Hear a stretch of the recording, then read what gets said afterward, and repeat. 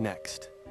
Lucky Break. From the director of The Full Monty comes this comedy about British inmates planning their escape from prison by staging a musical. Lucky Break. Next.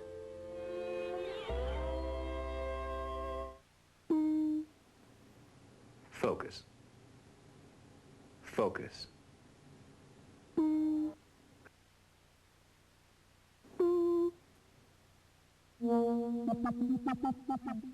The creative urge. What is it that moves humans to create? To tell stories, enact dramas, to make moving pictures, to spend vast sums, to sign contracts, to mobilize armies of technicians, to distribute celluloid fantasies on a superhuman scale, the urge to fly like an eagle, the drive to win awards and prizes, the desire to be remembered by strangers after one's death. The creative urge is as indomitable as a lion,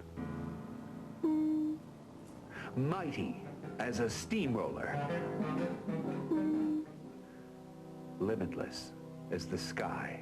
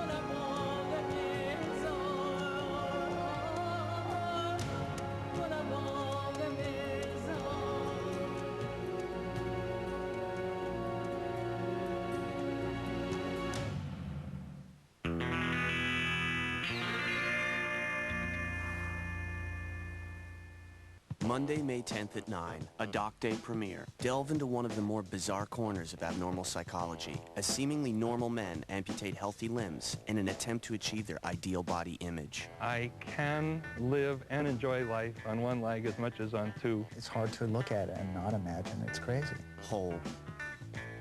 A DocDay Premiere. Only on Sundance Channel.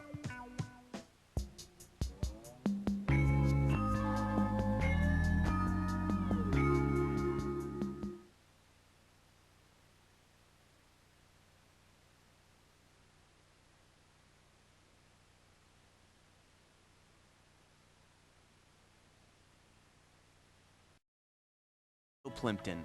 A collection of Bill Plympton's short animated films spanned 25 years of his twisted but talented career.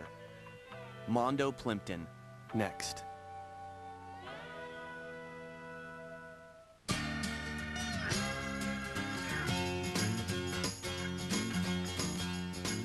If you're trying to get into a festival, then that's pretty much the one, isn't it? Sundance? I got a phone call. The nice woman on the phone told me I was getting into Sundance. I went home and told my parents. Well, went to my parents' home. Not to live with my parents. Primer is about two engineers that come up with this device that they can't market because it's too valuable. The film that we selected for the Grand Jury Award is Primer. My parents are here, and they let us shoot in their living room moving furniture when it wasn't a Sundance film, it was a bunch of guys moving their furniture. Thank you so much, this is amazing.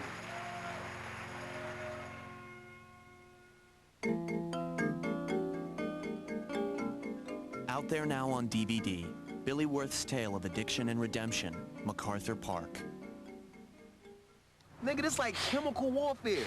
You give a nigga something he like, watch him kill himself with it, man. Tell you, we living in the test of times right now, man. We all endangered species. Even the motherfucking cops be selling this shit. That's real, man. No doubt that's real, nigga. You're a sick motherfucker. I ain't sick. This fucking world's sick. MacArthur Park is about a homeless man who's living in Los Angeles with a bunch of other homeless characters who who happened to be addicted to crack cocaine.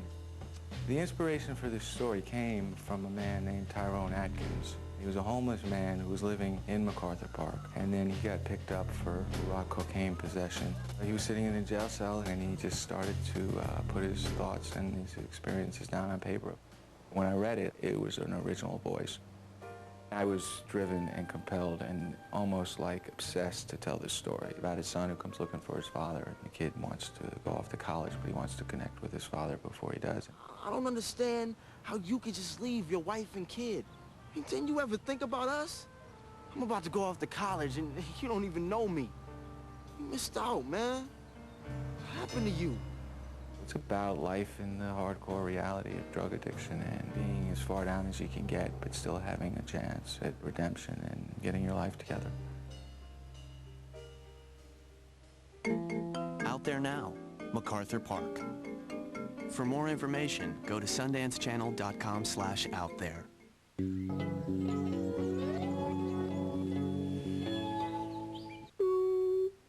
Focus.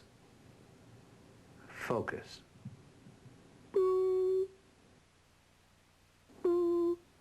Independent film. Of what is independent film? Independent. What? What is independent film? Independent of? Moguls. Vested interests. People telling you what to do.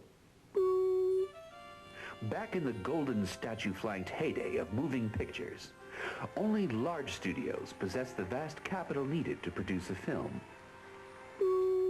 It's the film that doesn't depend on anybody! Indeed, for the tools of today's filmmaking are within the reach of the consumer. Then you won't be able to go outside without being on camera because someone's always making a movie. There's gonna be so many movies! That's just the way it's gonna be. Nothing anybody can do about it.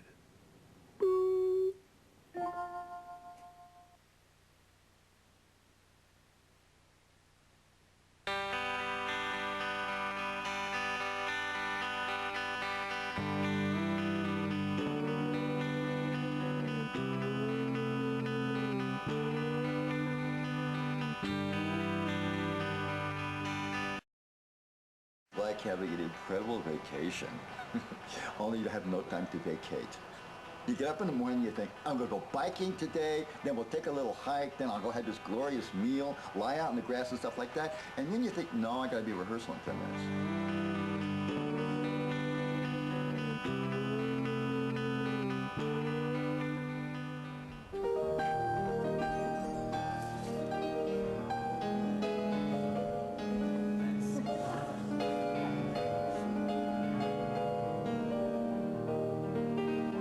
A music cue for my pants.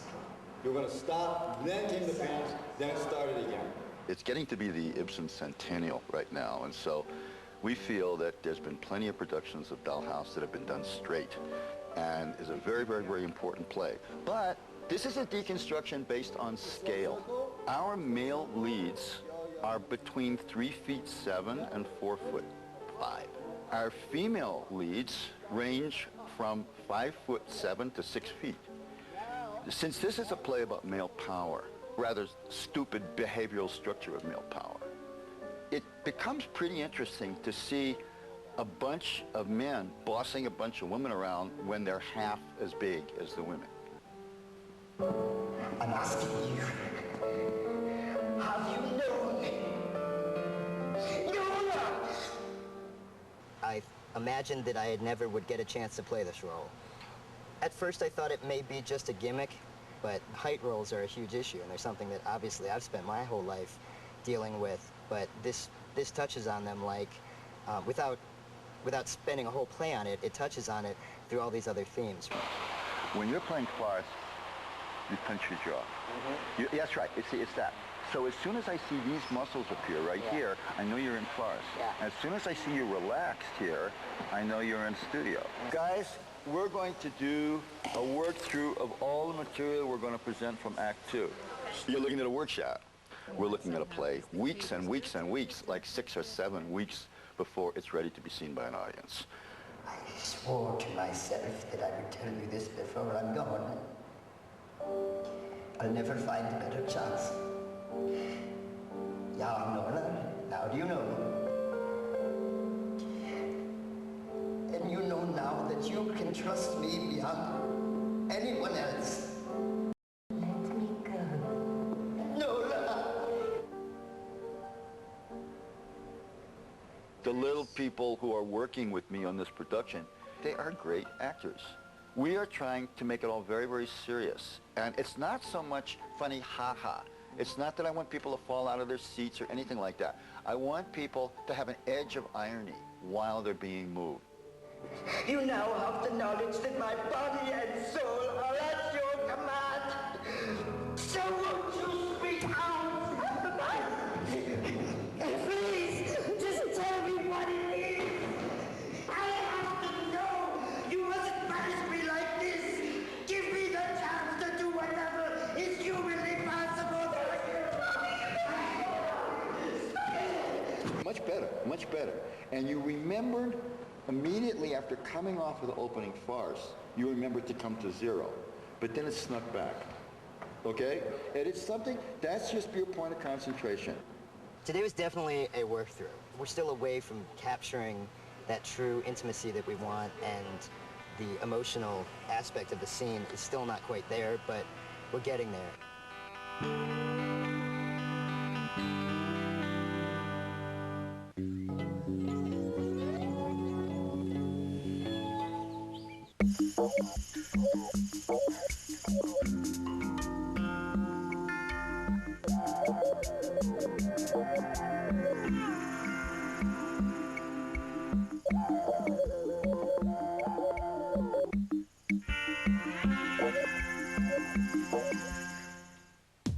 Monday is Doc Day. More and more I'm seeing people really digging it. Featuring never-before-aired documentaries every Monday night at 9.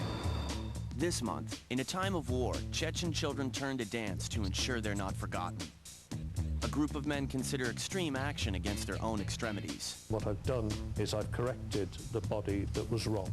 The chase was weird enough. The truth behind it was far stranger. Sean was successful in everything he did, except for his gold mine.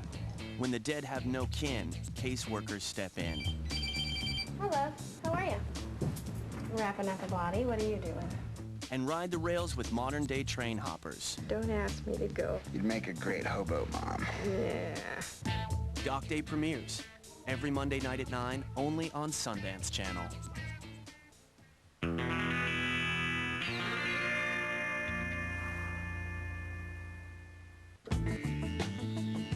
This film was shot in 21 days, and I did not have any room for error. We wanted to make it very beautiful, but beauty can really be a trap. The scene was so important, I refused to let anything be sacrificed. There was a very important moment cut out of that scene.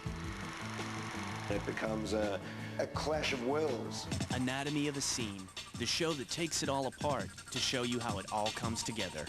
A new season of weekly episodes every Tuesday at 9, only on Sundance Channel.